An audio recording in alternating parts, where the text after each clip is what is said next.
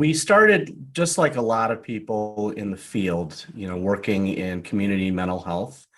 And in community mental health, often you're just thrown into a session with a couple with very little training, very little support. And, you just, after a few referee bouts, you just decide to say to yourself, this is not working. This is just does not work. It's not effective. The couple leaves frustrated and you leave frustrated. So, Jean and I, and having multiple experiences like that in community mental health, we decided, we're gonna try to create a model that's going to be much more effective. And the model is, as a husband and wife team working with a couple. And on a personal level, we both were in very unhealthy relationships. Before we met, we did a lot of work on ourselves. And that was a really great training ground to doing this work. And I think it's really normal to be in unhealthy relationships when you're starting out. And there's not a lot of education in that. A lot of our couples will say, why don't they teach this like in high school? But you can't learn it in high school. No. You can't really learn it if you're not in a significantly committed relationship.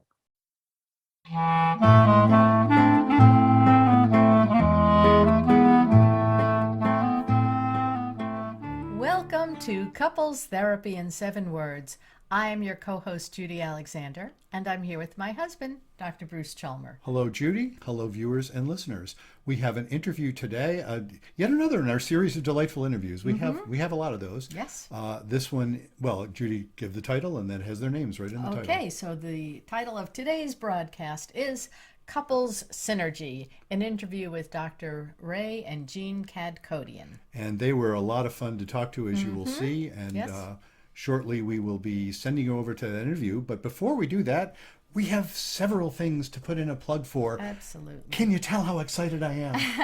I can tell. And Judy, tell folks why I'm so excited. And of course, there's all sorts of reasons. Just being with you, I'm excited. But Well, thank you. aside from that, tell folks why I'm so Well, I think Bruce is very excited because his book on couples therapy is coming out very shortly. He's finished the copy editing, finished the design, and approved the latest design, I think, Yep. and sent that off to the publisher. And so things are moving. Things are moving. It's going to happen very quickly. And the title, well, I'll say the title. Okay. The title of the new book is It's Not About Communication, Why Everything You Know About Couples Therapy is Wrong. And I hope you find that title intriguing if you're, here you are and you're checking out a podcast called Couples Therapy in 7 Words. And the 7-word thing is in there too, of course, because it's like a basis for a lot of what I do. Right. But if you're interested in our podcast, you will, I think, be very interested in this book. And I hope you find that sort of a provocative title. And I have a lot of fun actually talking about the title even in the book. So you can check that out. And in the meantime, Bruce's first book is available, Couples Therapy. No. I'm sorry, I keep saying Keep that, saying don't that. I? It's in there. Reigniting the Spark, Why Stable Relationships Lose Intimacy and How to Get It Back. Because originally it was going to be Couples Therapy in 7 That's Words. right. That's how we got the name of our podcast. That was going to be the title, and the publisher talked me out of it. What can I say? Perhaps I could second guess that, but whatever. I think it's a really good book. I like the title too, so that's why it Yeah. just keeps coming trippingly off my tongue. And that one is available now. It's Yes, been available now a Reigniting couple the of Spark years. is available. Reavailable. Reigniting the Spark is available Right. now. Paperback, Yep. Kindle, Yep. and the very popular audiobook. Yes, and that's the other thing. And by the way, about the new book, I have finished recording the new book as well, so that will be available in all of those formats as well. So, where might you find information about that and information about our podcast? Gee, Judy, where should you send people? You could go to ctin7.com. That's for couples therapy in 7 words. So ctin7, the number 7.com. Yes, and when you go to ctn7.com, you have access there to information about the books. You, of course, have access to all of our podcast episodes. That's where we put them. And in addition to anywhere else you get your podcast from, there's even a nice little thing on there on the new website, which By the time you see this, maybe we'll be live. At this moment, as we're recording this, it's not quite live yet. The old one is there. You can feel free to go to the old one. The new one is going to be wonderful and even better, much better than the old one. The new improved website. The new improved one. And I'm going to put in a specific plug for our wonderful web designer, Dina Rock of SOTE Designs. That stands for Salt of the Earth Designs, SOTE Designs, who has been designing our new website. She has already and this one is live, the new brucechalmer.com. She designed that as well, and just a really big improvement. So we're excited about that. We have so many things to be excited about. So many things. Well, let's get on with our interview. Let's that's get on very with our exciting. interview. So you will see Judy introducing our guests, and we will see you on the other side. Dr. Ray and Jean Kadkhodaian are the founders of the Lighthouse Emotional Wellness Center, a counseling center in the Chicago area. They created a couples coaching method called Couples Synergy and have helped thousands of couples transform their relationships. When it comes to relationships, they believe that they cannot teach it unless they live it. Married to each other since 1998, Dr. Ray and Jean have worked hard to create an amazing relationship through the difficult challenges life brings us all. They co-host the podcast Couple Synergy, Real Couples, Real Stories, Real Relationships. Ray and Jean, welcome to Couples Therapy in 7 Words. Thank you so much for having us on your show. It's a really nice introduction. Yeah. Yeah, it's great to have you. Folks who are watching this don't know that we had a couple of attempts to do this, and one of us got sick, and then one of you got sick, and now, thank God, we are all healthy. So we're doing it finally. This is a long time coming, but we're delighted to have you. Yeah, we really appreciate you having us on your show. Sure. So, how did you get into the work that you do? Tell us about your journeys. You know, how'd you get to where you are? Well, we started just like a lot of people in the field, working in community mental health. And in community mental health, often you're just thrown into a session with a couple with very little training, very little support. And, you just, after a few referee bouts, you just decide to say to yourself, this is not working. Just does not work. It's not effective. The couple leaves frustrated and you leave frustrated. So, Jean and I, and having multiple experiences like that in community mental health, we decided, we're gonna try to create a model that's going to be much more effective. And the model is, as a husband and wife team working with a couple. And on a personal level, we both were in very unhealthy relationships. Before we met, we did a lot of work on ourselves. And that was a really great training ground to doing this work. And I think it's really normal to be in unhealthy relationships when you're starting out. Mhm. And there's not a lot of education in that. A lot of our couples will say, why don't they teach this like in high school? But you can't learn it in high school. No. You can't really learn it if you're not in a significantly committed relationship. Yeah, I don't know about normal, but I think it's very typical. Yeah. Certainly is very typical. Oh yeah, and when of course that phenomenon that you only really learn when you're in a situation, you can theorize, but the actual experience is what you really learn from. Right. Absolutely. Yeah. And tell us about couples synergy. So couple synergy is the model of working with couples that we developed.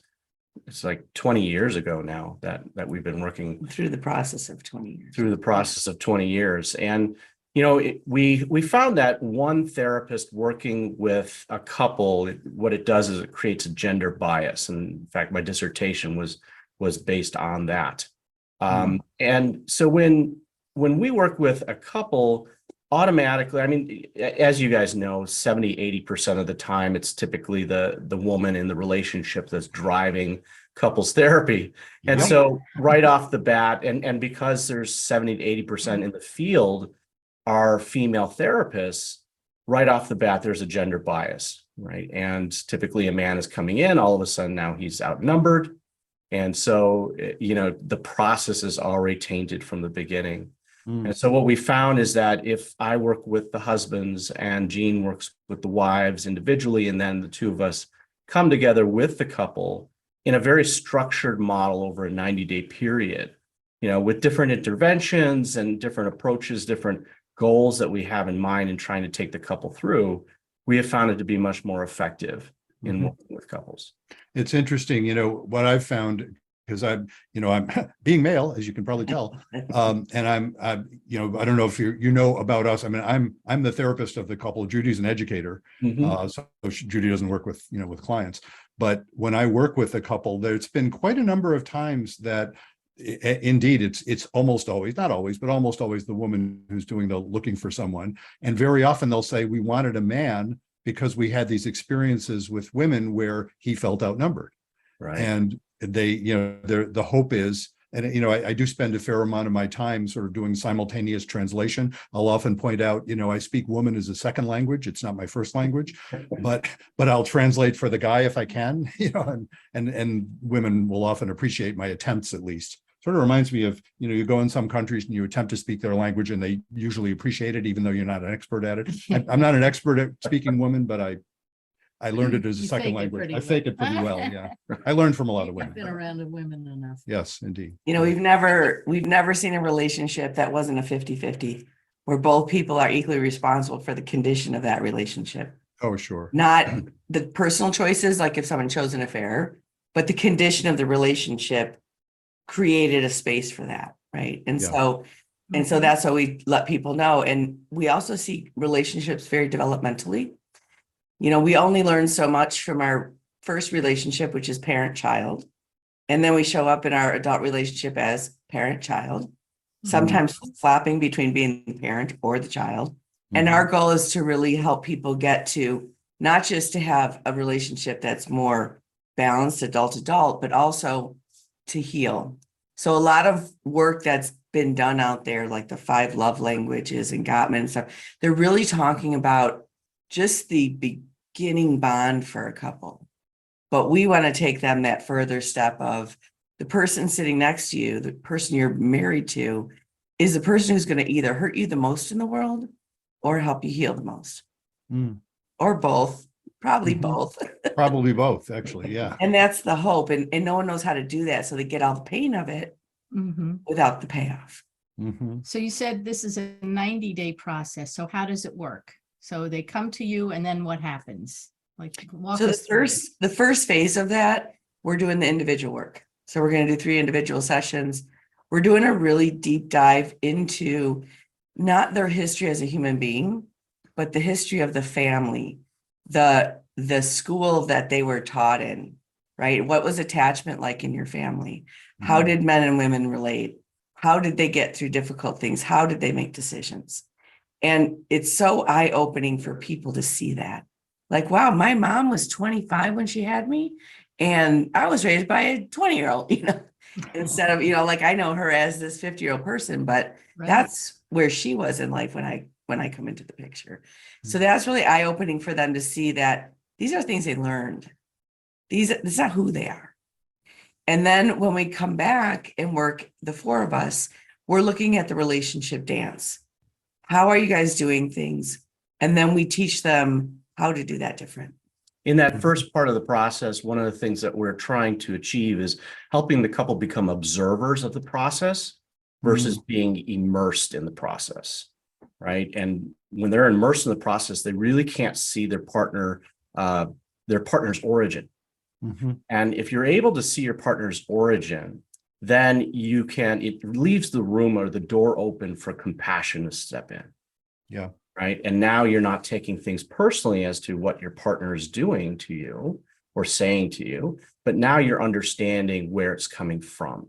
And it helps you not take it personally. And actually now, as observers of the process, couples are now able to work together as a team versus be adversaries.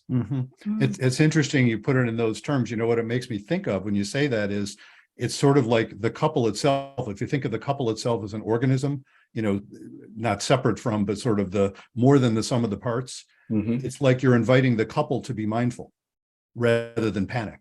Because when you're in a panic, it's like an individual in a panic, whole chunks of neocortex shut down. They can't but take things personally. And so they can't hear the other person and they can't even think themselves. You're inviting the couple into that state of relative calm, tolerating the anxiety rather than freaking out. That's one of my favorite catchphrases, as Judy well knows. And then it's interesting. I hadn't thought of it that way before. It's like you're inviting the couple to be in that mindful state where you can see what's going on. Oh, isn't that interesting? That seems to cause anxiety for us, Let's find out more about how that happens. And that can invite the couple itself to show compassion. It's like, oh, we can manage this, and it instills hope that maybe there's a way out of that. Right. And I think panic is one of your 7 words, right? Is that It is. correct? Here they are in a mug. Be kind, don't panic, and have faith. Well, yeah, I think listening. it's a really important, important point, because when they are in panic, you're in that. Your amygdala is just going off, and now your prefrontal cortex is not engaged. You're not able to really see things from a very logical perspective, and you're just bracing for the impact. Yeah. And if we're able to get to that place of mindfulness and help couples get to that mindful place. It's not us doing it. Actually, what we're doing is we're helping both of them do that for each other. Yeah. Yeah. And I know there's an Ray, interesting thing with panic, because when you're in panic, you can't learn. Mhm. right? And so historically, we would try to teach them during a session. And they weren't retaining it because Yeah, of course. they're all anxious and stuff. So we created a home study course, and it was really an amazing experience to us to watch a couple who was doing the individual work with us and the home study, because now they're at home, they're relaxed, they're watching this little video, they're spending their quality time together, and all of a sudden they come in and they go through the shift because they finally get it when they get to module 6. I think we noticed Mhm. and that's what we learned, is that they can't even hear us in session sometimes. It's so emotionally intense. Yeah. It's in a positive way, but your brain does the same thing. Yeah, it's interesting. Yeah. A lot of the work is about inviting a space where they're not in a panic, so that indeed they can hear, they can think, they can, then you can follow the trail of meaning where it goes, but you can't do that when folks are freaking out. Yeah, I was going to ask Ray, I know you work a lot with the husbands, with the men in the relationship. Have you seen a shift in male roles over the past 20 years, or what do you find is significant that's changed? Yes, very significant change in male roles. And there's a lot of factors that go into this and into this shift. One of them is the women's revolution, which is really fantastic for empowering women in society. But what has happened is that men have taken a back seat. Mhm. When you think of the legal terms, passive responsibility and active responsibility, right? Active responsibility is, I see that there are things that need to get done, and I take an active role. I take the initiative to actually get those things done, right? But passive responsibility is, I see things need to get done, but I'm going to wait until I'm told. And once I'm told that I'm going to do it, right? And this passive responsibility really encompasses men and the roles that they play in relationships today, right? They've been taught, don't open the car door, don't open, and they're taught that because they don't want to be offensive. They don't want to be controlling, right? Chauvinistic. We're smiling because we have a personal story about the car door thing. I'll tell you in a second, but yes. So, they take a step back in everything, in all of their roles in their relationship. And it comes down to the honey-do list. If you make me a list, you tell me what to do, I will do it. I will check the boxes. But that's not what women want from their husbands. Right. Yeah. They don't want them just to be compliant, right? They want them to take the They don't initiative. want to feel like their mother. Yeah, and men so don't understand that. Right. For men, it'll seem like, well, I keep checking off the items on the list and you keep moving the goalposts and missing the fact that indeed, I think, what you're saying, and of course I've deferred to the women in the conversation on this, but that's indeed my impression. That is not what most women want from the men, and most heterosexual women are not looking for that from their men. Yeah. Absolutely. And men need a redefinition of what it means to be masculine. Yeah. And a lot of men are raised by women. They're raised by their Yes. mothers and female teachers. Dad's off. And this has been, a couple hundred years now, where before boys would be apprentices and they would go to another family's home. And that man would say, don't touch my daughters. And if there's a fire in town, you're going to help. And you're going to be a good guy and you're going to learn how to be a blacksmith. And they were ushered into adulthood, which I think men need so much more than women. And that piece is gone. And then the role of a father has changed significantly. And fathers are learning to be mothers. Mhm. And if you look at Eric Fromm's work, he would say archetypally, and we have these archetypes in both of us, the mother archetype is unconditional. A mother will feed her baby, whether he is crabby or happy or, it's unconditional. But the father's role is conditional. And the conditions are do what I'm asking you to do, and then you will be rewarded. And he says that comes from the concept of inheritance. I've done something with my life and I want to pass it on. So I want to make sure this person isn't going to screw that up. And I believe that in relationship, we need conditions like Yeah. I'm not going to have sex with another person in order to have unconditional love for someone. We Yeah. need both. It's a paradox, isn't it? Mhm. I often hear that when I want it to be unconditional love, and I will often say, I mean, it sounds lovely. It sounds parental, of course. It sounds lovely, but don't bet on it. That I feel like I need to make sure that I really don't piss you off too much, because you have every right to jettison me because you're a catch. You could find some other guy. I'd like to think you love me unconditionally, but I better adhere to the conditions. And we all need a bottom line. Also, that's another issue, that there should be some conditions. If I'm horrible enough, you should throw me out. So Ray, when you're off working with the husbands and Jean, you're with the wives, what are you hearing? Like what are some of the top 3 complaints that women have? Well, first of all, we're hearing like they're living in 2 different households. So, 2 different stories definitely come from each of them. Uh-huh. The women today are also they're using their children to get their emotional needs met. Mhm. And so they want this love and connection, but once they have a baby, couples have a really hard time with that transition. Mm. And Yeah. they're getting affection from their child who is safer than their husband. And the husband feels that rejection and abandonment. And so there's a lot of that type of turmoil. So there's always like this miss that's happening. Like I believe they both want the same things. And in the female brain, we have these amygdalas that are capable of looking for potential problems. So we have to look at a baby who doesn't have language and figure out what they need. And we have to look at an environment for potential threats before they're there. So us women are always looking for the problem. And the guys are always saying everything's fine. There's no problem. We don't have to fix it. And so, that's, I think, the big miss that happens in communication breakdown is she's tired of saying, hey, the dishes do need to get done. And he's tired of hearing the nagging. And so when you're working on helping the guys get, what do you call it? The active responsibility. responsibility. I kind of think about it like a football field. And if they each have their end zone, mostly the game's being played at the 15-yard line of him. And she's overstepping. And I'm trying to get her to get to the 50-yard line. And she's so afraid. Well, now there's the gap. Is he going to take that step forward? Yeah. And if we go back to conditions, well, if he doesn't, is this really a great relationship? Is it worth it? All that extra energy and stress, a lot of stress in a relationship because she's constantly trying to motivate him to do relationship behaviors. And as you know, the leading factor in success in couples work is the wife's perception of how invested the man is.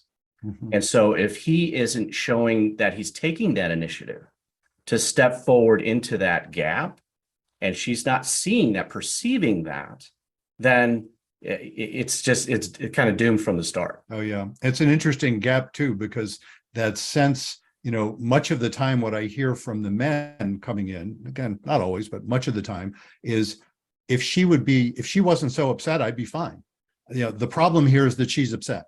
Right. And even guys who will say, and okay, I will grant I'm probably a jerk sometimes, or I'm failing sometimes. I keep wanting to figure out how to please her. Mhm. But what she's looking for is that he doesn't just want to please her, he wants the relationship for himself, and then she'll believe it.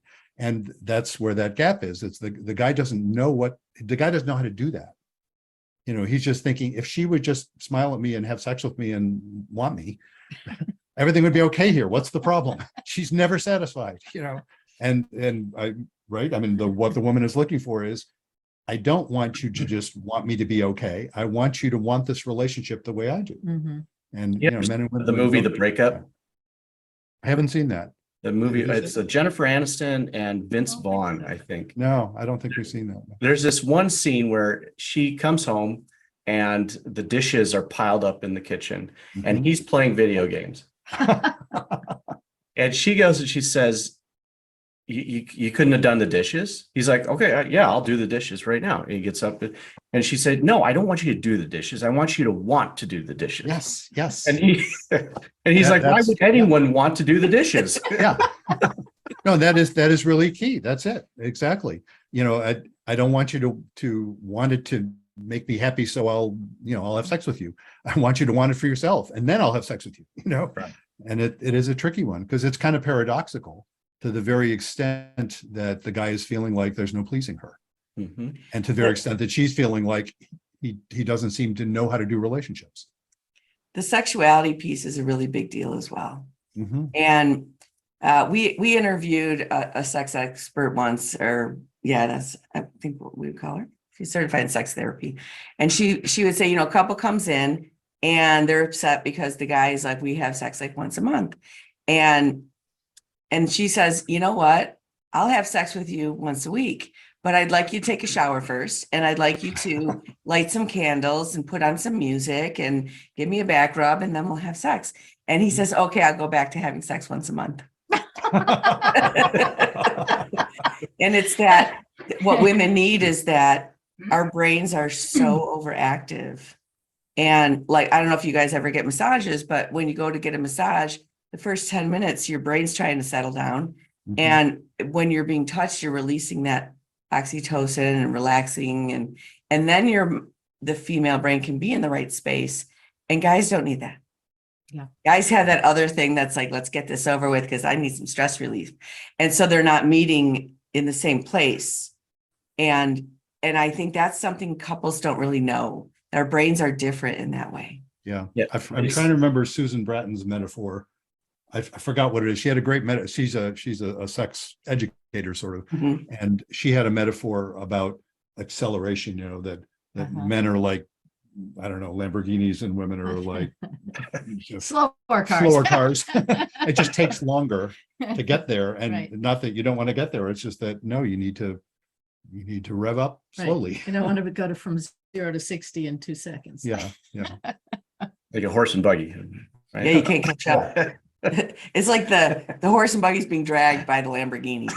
Yes. And that doesn't work so well. No, No. the horses don't like it, for example. And I'm sure you guys have found that, it's really a lot about education, because couples come in and they're feeling all of this stuff. They're going through all of it. They have all this resentment. There's this huge gap between the two of them. They don't know how to bridge that. And they say, well, we have a communication problem. Like that's how they can, synthesize it into just that, And and I have to tell you, my next book, which is now almost coming out, it's the cover is designed and we're almost done, is called "It's Not About Communication: Why Everything You Know About Couples Therapy Is Wrong." And it's that very issue. Of course, it's about communication, except insofar that the issue isn't learning rules to communicate. The issue is what you're communicating. And if what you're communicating is mistrust and hostility and anger, that will be clearly communicated. And if what you're communicating is love and acceptance and compassion, that'll also be communicated. And it's so interesting when you said education, because I've noticed this. I think we all have our favorite shticks. We all have our favorite ways of understanding the work. And, I have mine, of course. Mine is for regular listeners to us will recognize the whole stability versus intimacy thing that I often talk about. And I almost always talk about that, structure the conversation that way. And what I note is, it almost doesn't matter what it would be, whatever any therapist's favorite shtick is. If you invite people into this space where they're saying, oh, I never thought of it that way. Almost doesn't matter what the way is, if it isn't ridiculous. That itself gets them into that mental space where they can start to look at things differently. Which I'm sure you see a lot of. And I'm guessing you see that a lot also with the structure that you offer. Absolutely, right. I mean, we offer a perspective that they never even had, right? Yeah. In many ways, a lot of times we're reparenting also, Mhm. helping them truly look at their relationship from the standpoint of what they've been taught and what they actually need to learn in order to have this close connection that they both really desire. Yeah. The breakdown actually happens within the individual person. People have such a disconnect between what they think and what they feel, Mhm. their head and their heart. And in our domestication process of being raised as human beings, we're taught to disconnect. Mhm. And when a person is disconnected, they're going to go with their head because it's what they know. They want that certainty. And it leaves their heart shut down. And relationship is all about your heart. So the real breakdown isn't with our words. It's in our hearts of what we really feel. It has no logic connected to it. Mhm. And everyone wants the logic. And that's the funny part. Jill Bolte Taylor's work. She's the neuroscientist who had a stroke in her 30s. She did a viral TED talk. Yeah. She came out with a book last year. It was just her second book. Her first book was My Stroke of Insight. The one last year is called Whole Brain Living.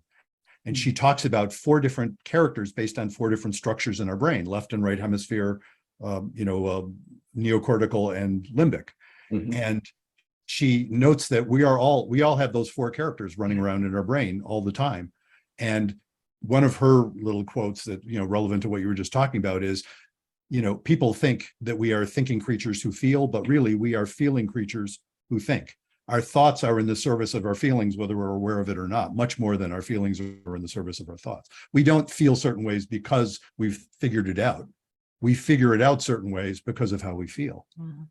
And that's, That's fitting right. with what you're saying. Right. Yeah. And that's the thing. That's my shtick about communication. Mhm. It's what's in your heart, to use the Mhm. terms you were describing. Right. What's in your heart is what you're going to communicate, whether you know it or not. And that's what you have to Absolutely. work with. Yeah. Right. We feel before we think, Mhm. right? I mean, that's how our brain is designed. It's designed to be able to look out in the environment for threats, before we even know or have the concept of what the threat is. Yeah. Yeah. Well, this might be a good time for our listener question. Okay. All set. Speaking of Jill, our letter comes from Jill today, and she writes, Dear Bruce and Judy, my husband Jeff and I retired a year ago. We're both in our late 60s, and we have 2 children and 3 grandchildren who live in the same community we do. We're both in relatively good health. So what's the problem? I don't want to spend the rest of my life watching TV, which is what Jeff does much of the time. When he's not doing that, he's puttering around in the garage, making flies for his fishing trips. I love my children and grandchildren, but I don't want to spend every weekend with them as we've been doing pretty much for the past few years. Right now, my life consists of grocery shopping, going out with girlfriends, going to the gym a few times a week, volunteering at my synagogue and at the local hospital. I want to do more traveling, take classes such as cooking, photography, pottery, dancing, yoga, or pickleball. You get the picture. I know I can do these things alone, but I don't want to. I want to do more activities with Jeff. I've asked Jeff if there's anything he wants to do or learn or any activities he'd like to join with me, but he just says he's happy with the way things are. I don't want us to grow apart, but we're not doing anything to grow together. What can I do? Am I doomed to spend the rest of my life alone, whether it's in this marriage or not? I turn it over to you two. It's a really great scenario, and unfortunately it's very common. Mhm. And this is parallel lives, right? And a lot of, you may not know this, but the largest population that has a high divorce rate are the boomer population. Yeah. because they've gone through this whole stage of raising the kids, having careers, really being very successful as co-parents and very successful financially. But when it comes to merging together as a couple, most have not really invested any time or energy into their relationship. And so they are living parallel lives. When they get to the point where their kids are grown, now they're looking at their partner like, who are you? I don't even know who you are. There's no common interests that they have, no common activities that they share together. And at this point, they either, like the writer there, either they decide we're going to work on this together, or we gotta split apart. Mhm. The neurons that fire together wire together. Mm-hmm. And if you do the same thing over and over again, you're just stuck in a rut. And I know women are always wanting their partner to change, but men believe what women do and not what they say. And women believe what men say and not what they do. And until she comes to a place where she's willing to set a line. And one question we ask all our couples when we first meet them is, when is the last time you did something new and exciting together? Mhm. Because when you do something new and exciting, your brain chemistry has to change. And we all evolve as human beings. You are not the same person that you were on your wedding day. And there's no opportunity to discover yourself and your relationship if you're not doing something new and exciting. And so she has every right to have those feelings, and she should push a lot harder to make that happen. And, we had a couple and they were in the same boat, and, and the guy was really a couch potato, really bad couch potato. And we say, you are going to, your homework assignment is take your wife out on a date. And she went out and bought a dress, and she bought some new shoes, and she was very excited. And a month later, they're sitting on a couch. Her part of the assignment was to not say anything, Yeah, to not nag him. push him, to not remind him. It was all on Mhm. him to take the lead. Mm-hmm. And a month later, he hadn't done it. Mm. And 2 months later, he hadn't done it. And he would say, I'm not ready. I have the right to do this when I'm ready. She left him. Mm-hmm. Mm. After 6 months of watching those shoes sitting on the floor, she left. Because it was, when you give an assignment like that, it highlights the problem. And you don't just get up every day and relive it. It's like, I have a different expectation now, and it's not happening, and he's not choosing it. Yeah. And she finally did leave. So, those things are, but mostly guys want to be in the relationship. But that passive, what do you call it again? That passive responsibility is a big problem. And you And may as soon have, as a woman's like, I'm done if you don't change, they're like, oh, okay. yeah, that's what it takes off. And I've had a lot of couples where they consult me at the point where she's either packing up or has actually left. And he's saying, wait a minute. I didn't, in effect, he's saying, I didn't realize you really meant it, Right. And then he, all of a sudden it's a wake up call, and he's saying, no, of course I want to take you out, but either it's too late or it isn't. But that is often, it's interesting the way you put it, Jean, about, women believe what men say and not what they do. And men is the other way around. Hadn't thought of it that way, but I think that's the case. So often, at least from the male side, Mhm. men don't believe a woman really means it unless she actually does something pretty dramatic like leave. Yeah. Because she's still doing all the behaviors. Right. We're Mhm. still having sex. I'm making dinner, I'm showing up. So he's going, there's no problem. You're taking care of the kids. I'm still going on my fishing trips, and Mhm. nothing really has changed. And so if it ain't broke, don't fix it. Right. Yeah. Yeah, but she seems to think it's broke. So how do we fix it? Does she give him the ultimatum, or I would say that she would say, we're in trouble. I'm not ready to leave. I love you, but we're in trouble. I'm very unhappy in this relationship. I need more from my life, and I'm going to create a life with that in it. And that may or may not include you if you don't join me. Yeah. And her behaviors need to reinforce Mhm. what it is that she's saying. Yeah. Because if she has this problem with him going out to the garage and just doing his fishing stuff. And she is continuing to do his laundry, continuing to cook for him and reinforce his behaviors. Well, then he's not going to really believe that she's serious this time. Yeah. I've pointed that out to folks when they'll say something is intolerable. And I will note it, you're saying it's intolerable, but you're tolerating it. Right. And I have sympathy for that. I mean, I understand why someone would do that. And same thing in terms of, why would she keep, cooking his food and even having sex and stuff like that? Partly because maybe she enjoys cooking his food. She's not trying to change that part.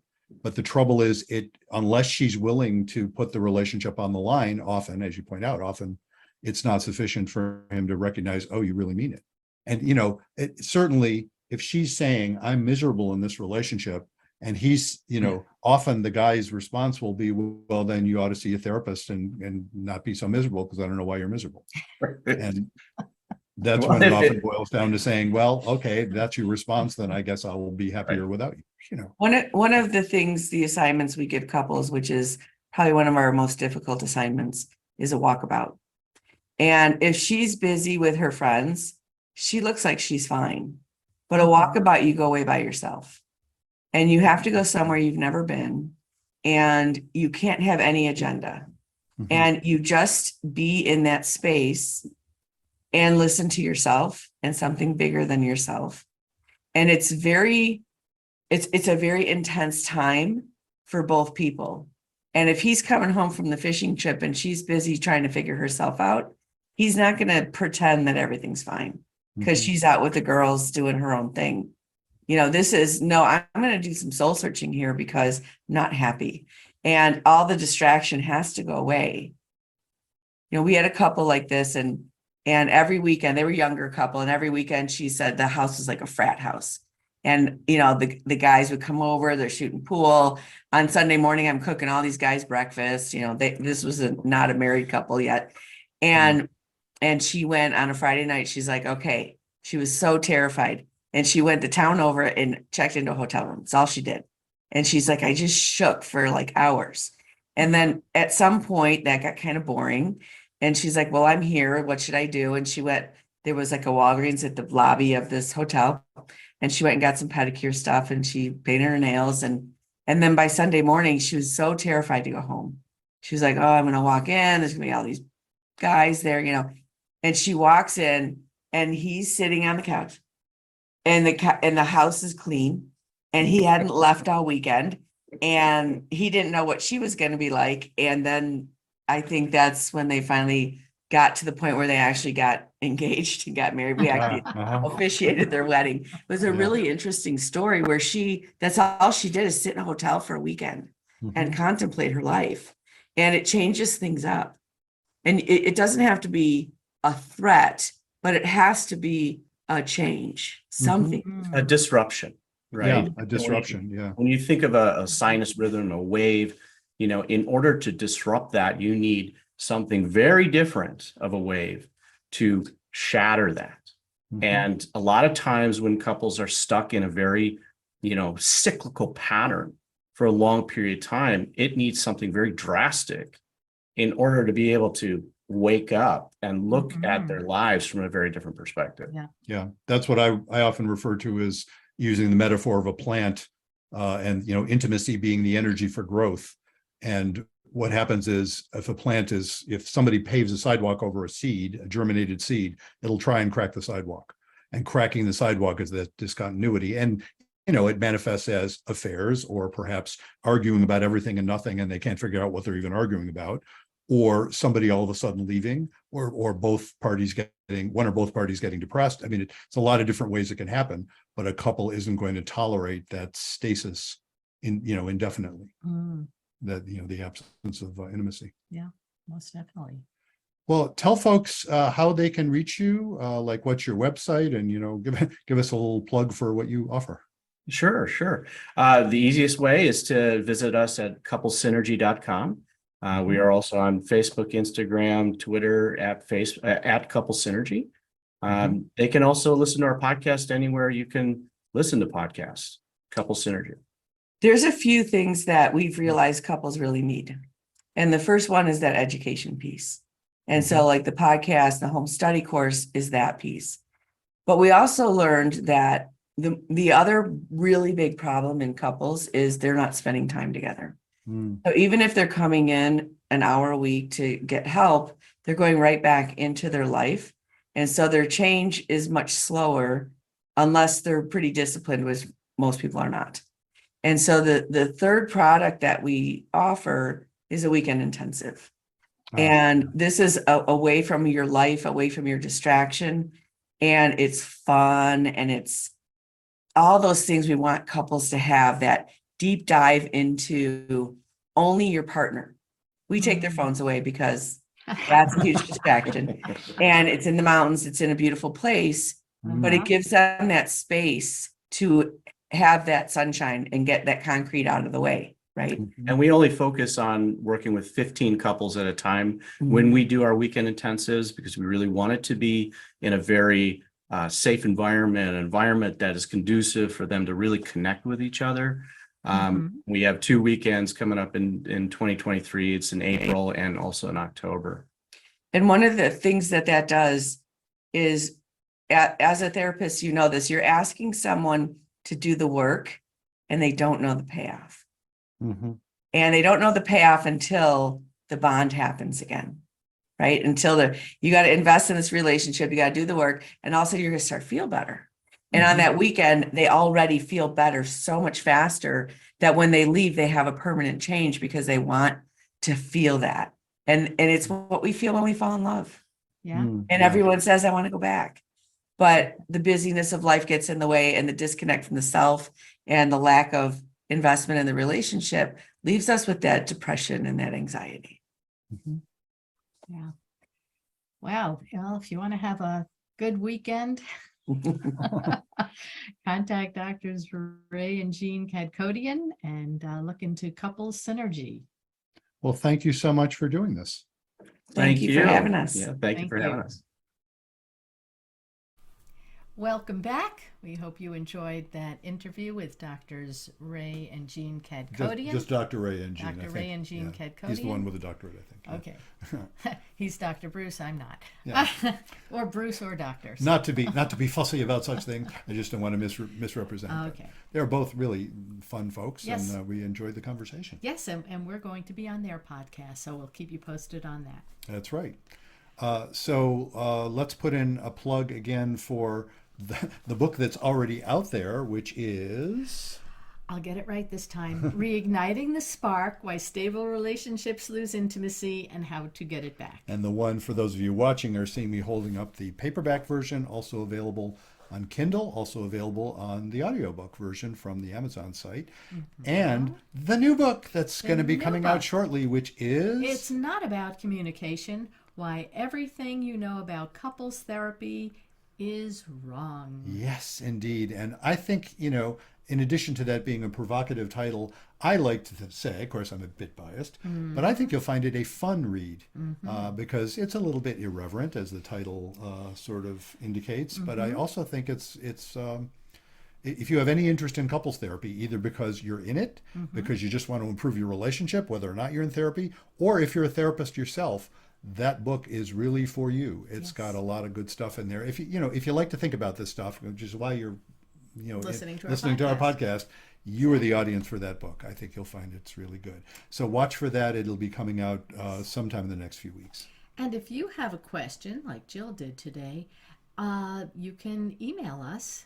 And we have a new email, is that right? We do have a new email if you want. It's hello@ctn7.com, or Bruce at ctn7.com, or Judy at ctn7.com, or you can just go to our website, ctn7.com, and you will find there a simple way of submitting a question. The new website makes it much easier than the old one. And when the new website is up, which it isn't quite yet as of the time of this recording, but when it is, it'll be even easier to do that. And you can also suggest guests for the show, or you may even suggest yourself to be a guest on our show. Which I would say pretty substantial majority of the folks we interview are people who suggested that they would be good guests, and they are almost always right. They've been good guests. They've been good We've guests. We've Yeah, been very fortunate to have some wonderful guests Yeah. on our show. It's nice getting to know these folks. it is. Yeah, it is really wonderful.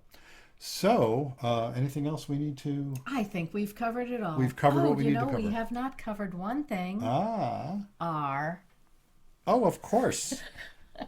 our Our merch. Yes. Available on our website. Our That's right. beautiful mugs with the Be Kind, Don't Panic, and Have Faith on one side and our couples therapy logo on the other. Available in 11 and 15 ounces. Plus, you can also get t-shirts. And with the holidays coming up, who wouldn't want this beautiful gift? Absolutely, and it's a wonderful gift. Just that inspiring message, be kind, don't panic, and have faith, is a lovely thing to sort of encounter with your morning beverage, and invite your partner to encounter that with their morning beverage, and it just sort of puts things. Sometimes you get visual reminders of things, and it's like, oh, yeah, that's a good one. Yeah, So, absolutely. Nice way to start the day. And I will say the new website will be even slicker in terms of how you can purchase things from there. We're working on that as well. And so until next time, Remember, be kind don't panic. and have faith.